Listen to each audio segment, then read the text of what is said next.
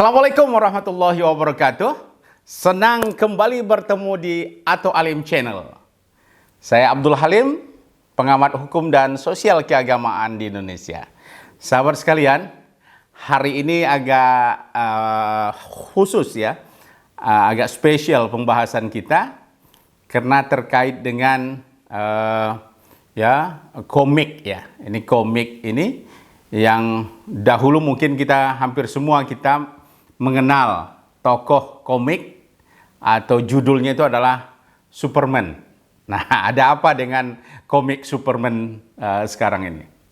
Sahabat sekalian, di beberapa hari terakhir ini, ya, masalah komik Superman ini menjadi kontroversial. Kenapa? Ayo kita lihat video dan berita-berita berikut ini. Sahabat sekalian, kita mulai dengan berita yang dilansir oleh Detik Hot ya, ini Detikcom juga ya sebenarnya, yaitu dengan judul kontroversi Superman biseksual. Nah, jadi terjadi ya kontroversi. Saya bacakan sedikit sahabat sekalian. Jakarta, pro dan kontra pemberitaan tentang identitas biseksual Superman terbaru dalam komik Superman Son of Kal-El menuai kontroversi di Indonesia. Netizen di jagat maya mengecam hadirnya komik DC Komik yang akan terbit 9 November 2021 nanti. Sahabat sekalian, ini berita yang pertama. Kita coba lihat kontroversinya di mana dan siapa saja yang pro dan kontra ini, mungkin kita lihat. Sahabat sekalian, masih dari Detik News ya. Judulnya adalah MUI, komik Superman biseksual mudarat bagi mental bangsa. Ini pendapat yang muncul dari Profesor Utang Ranuwijaya. Nah, sahabat, kita lihat ya di sini. Jakarta, Majelis Ulama Indonesia meminta pemerintah melarang komik Superman biseksual masuk ke Indonesia. MUI menilai komik bermuatan biseksual itu berbahaya bagi anak-anak kita. Nah, iya, ini dari MUI. Kita lihat bagaimana kata kata politisi. Ini politisinya kita coba lihat ya. Ini dari PKS nih. PKS. Judulnya adalah PKS, komik Superman biseksual bertentangan dengan Pancasila. Ini pendapat dari politisi PKS, yaitu Bukhari Yusuf ya, yang meminta komik Superman biseksual dilarang Indonesia karena bertentangan dengan Pancasila. Ini dari PKS. Coba kita lihat lagi bagaimana pendapat dari KPAI. Nah, kita perlu juga KPAI ya, KPAI. Ini CNN ya, CNN ya. CNN Indonesia dengan judul KPAI meminta komik Superman biseksual disensor sebelum masuk ke Indonesia. Saya bacakan sedikit sahabat. KPAI ini adalah lembaga perlindungan anak Indonesia ya, meminta agar lembaga pemerintah dapat melakukan sensor terhadap komik Superman yang digambarkan sebagai pria biseksual terbitan DC Komik sebelum konten itu masuk ke Indonesia. Saya kira, kata salah seorang komisioner ya, saya kira sebelum komik sampai ke Indonesia harus ada sensor oleh lembaga negara yang bertugas untuk itu. Apakah komik itu cocok dalam konteks Indonesia? Ini ungkapan salah seorang komisioner, yaitu KPAI Jasra Putra kepada CNN Indonesia. Nah, ini sahabat sekalian, sebelum kita lebih jauh, mungkin apa yang dimaksud? Mungkin sahabat sekalian ada juga yang masih belum memahami secara persis ya. Superman biseksual ini adalah ya komik yang memang menggambarkan Superman itu doyan atau apa istilahnya itu kelainan seksual, yaitu pencinta sesama jenis. Jadi Superman di sini justru dilihatkan kemesraannya ya, bercumbu dengan yang sejenis, pria dengan pria. Nah, sahabat sekalian, ini Superman tentu komik yang sudah ya mendunia, dan bahkan di Indonesia juga hampir semua orang tahu ya. Kita lihat misalnya tahun 1990-an bagaimana komik ini, baik itu komik dalam bentuk buku maupun dalam bentuk di televisi, tayangan televisi ya, mendapat penggemar ya yang sangat banyak sekali. Nah, ini rencana komik ini akan launching ya pada 9 November 2021. Nah, sahabat sekalian, saya juga pada kesempatan ini ingin melihat bagaimana respon pemerintah. Nah, jadi Menteri Pemberdayaan Perempuan dan Perlindungan Anak P3A ya menyatakan bahwa harus mewaspadai peredaran komik tersebut di Indonesia. Jadi katanya isu orientasi seksual LGBT yang dikemas dalam bentuk komik tentunya perlu diwaspadai dampaknya kepada masyarakat, khususnya kepada anak-anak kita. Ini disampaikan oleh Deputi Bidang Perlindungan Khusus Anak Kemen P3A, yaitu Nahar, melalui keterangan tertulisnya. Nahar khawatir ya karakter Superman biseksual dalam komik itu ditiru ya menjadi perilaku sehari-hari anak-anak, sebab menurutnya bisa saja karakter itu terekam ya, membekas, terekam kepada anak-anak kita. Nah, ini dari Kementerian P3A ya, dikhawatirkan katanya nilai-nilai LGBT yang tidak sesuai dengan norma agama atau norma yang dianut oleh sebuah keluarga kemudian terekam dan terinternalisasi dalam diri anak, sehingga anak akan menganggap hal yang demikian itu wajar, lucu, dan kemudian ditiru dan menjadi perilaku sehari-hari. Ini dari pemerintah. Kalau dari politisi kita sudah dengarkan misalnya bagaimana DPP P3 yaitu diwakili oleh Ahmad Baidowi mendesak pemerintah untuk memboikot. Nah, ini lebih apa ini? Boikot katanya. Jadi P3 minta ini diboikot ya. Produk terbitan DC Komik ini diboikot oleh oleh pemerintah Indonesia, tentu masyarakat ya. Kalau pemerintah boikot, masyarakatnya pakai juga, saya pikir penting. Kemudian sebagai partai yang berasaskan Islam, kata Ahmad Baidowi, P3 dengan jelas menghukumi biseksual sebagai perbuatan buruk dan keji, fahisyah. Tentu tidak ingin menggambarkan Superman sebagai tokoh biseksual ini menjadi konsumsi ya anak-anak di Indonesia. Ini, nah, bagaimana sikap MUI? Nah, sikap MUI, sahabat sekalian, kita lihat ya karakter baru biseksual pada komik Superman ini yang dirilis November nanti. Ini adalah sangat bahaya. Bahaya karena memang kekhawatiran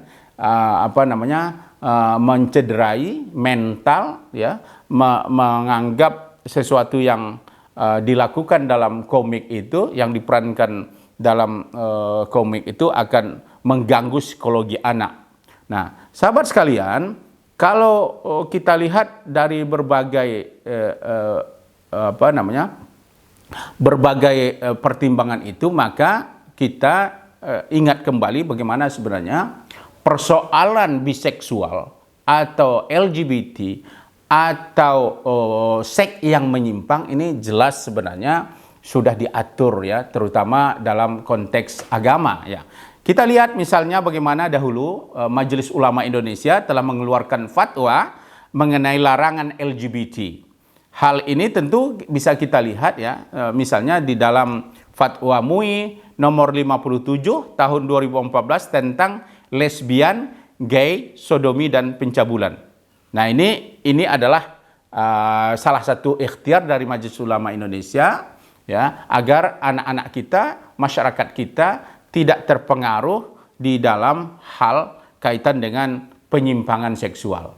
Nah, ini kita mengapresiasi ini. Tetapi sahabat sekalian, ya, fatwa ini kan sudah lama ada. Tetapi bagaimana mengantisipasi, bagaimana anak-anak kita diselamatkan, tentu tidak cukup dengan fatwa. Tetapi tentu harus dilakukan oleh pemerintah dalam rangka mengawasi, mengantisipasi agar anak-anak kita tidak terpengaruh kepada seksual yang menyimpang. Kita tidak bicara tentang hak asasi LGBT, kelompok LGBT. Kita tidak dalam konteks itu, tetapi kita menganggap bahwa anak-anak kita harus hidup normal. Jadi jangan justru anak normal dirusak, ya. Ini saya pikir sesuatu yang perlu kita antisipasi. Jadi pada prinsipnya memang negara, ya, harus secara sistematis terukur, proaktif untuk menyelamatkan anak-anak kita. Jadi jangan kita justru bicara tentang kebebasan, tetapi mengabaikan nilai moral, mengabaikan nilai Pancasila kita sendiri. Makanya kita sudah banyak sekali, misalnya undang-undang pornografi, ini kan sudah bagian daripada sebenarnya sinyal negara yang meminta agar anak-anak kita diselamatkan. Background-nya itu tentu adalah keselamatan. Nah, sahabat sekalian, ya, disinilah saya pikir semua pihak yang terkait, Kominfo, ya, Kominfo saya pikir harus berperan di sini. Jangan biarkan hal-hal yang merusak mental anak melalui film-film, melalui komik-komik yang bertentangan dengan nilai-nilai Pancasila. Jadi kita hormati Pancasila ini. Kita hormati agama ini, kita hormati nilai-nilai yang hidup local wisdom dalam masyarakat. Jadi sahabat sekalian, hati-hati. Nah, saya melihat ada tren, ya, beberapa judul-judul komik, ya, terbaru itu semuanya masuk kepada, ya, ke arah yang bersifat biseksual.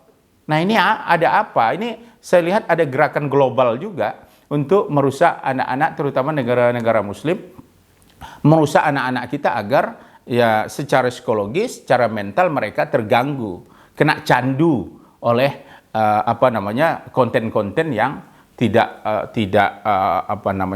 menghargai norma agama, norma susila yang hidup dalam masyarakat Indonesia. Saya kasih beberapa nama, contoh misalnya ada Catwoman. Nah, Catwoman ini juga komik yang diterbitkan oleh DC Komik, ini juga sebagai penyuka sesama jenis. Superhero bernamanya itu ada Selina Kyle. Jadi ini komik adalah berambisi penuh, ya, untuk menyampaikan pesan-pesan yang terkait dengan ya, biseksual juga. Yang kedua kita lihat juga ada Iceman. Nah, Iceman ini juga, ya,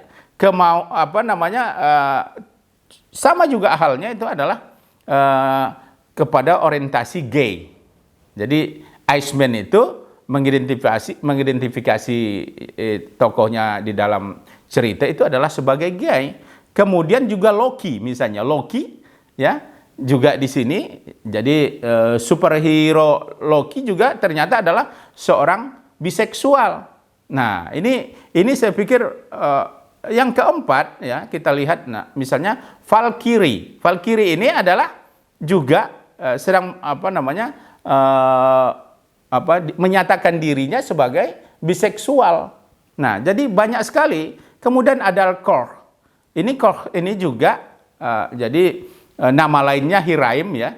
Itu juga menjalin hubungan spesial, ya, gay juga. Nah, ini saya pikir yang keenam misalnya Deadpool.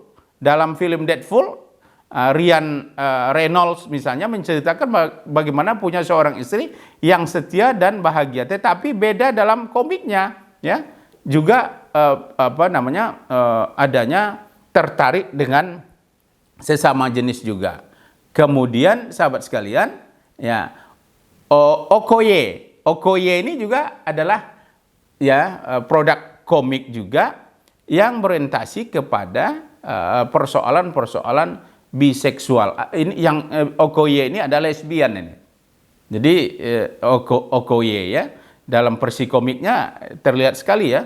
Kemudian ada North Star. Jadi ini mengkonfirmasi sebagai seorang gay juga.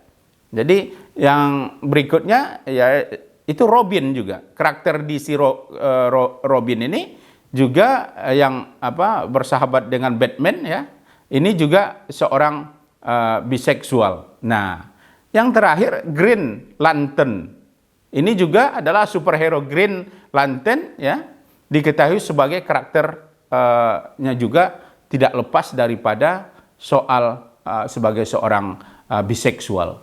Jadi ada gerakan besar, ada upaya-upaya yang mengarahkan produk-produk komik ini, film-film ini untuk mengarahkan kepada bentuk penyelewengan atau penyimpangan seks atau biseksual.